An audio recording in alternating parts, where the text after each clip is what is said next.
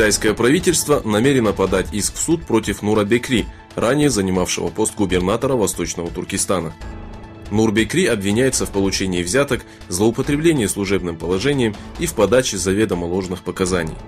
В свою очередь, Центральный дисциплинарный комитет Коммунистической партии Китая обвинил бывшего губернатора в увеличении личного капитала при помощи служебного положения и в предоставлении привилегий членам своей семьи.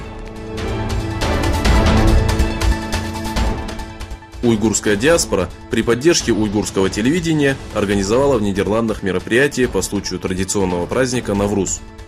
В праздновании приняли участие руководители уйгурских общественных организаций Америки, Канады, Европы и Средней Азии.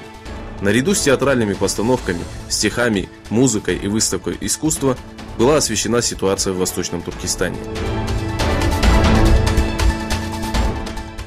Китайское правительство в очередной раз заявило, что уйгуры не имеют общих корней с тюрками.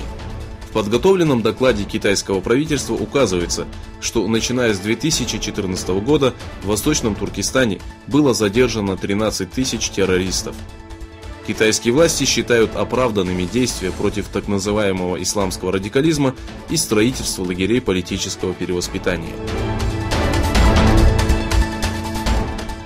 Президент Республики Мозамбик Филип Ньюси заявил, что число погибших в результате урагана, постигшего страну, может превысить 1000 человек. В сообщении радио Мозамбик указывается, что на данный момент погибло 84 человека. По сообщениям газеты Wall Street, правительство Дональда Трампа намерено оставить в Сирии более 1000 американских солдат. В сообщении также указывается, что Дональд Трамп попросил остаться в Сирии и своих европейских союзников. Однако главнокомандующий военного штаба генерал Данфорд опроверг данную информацию.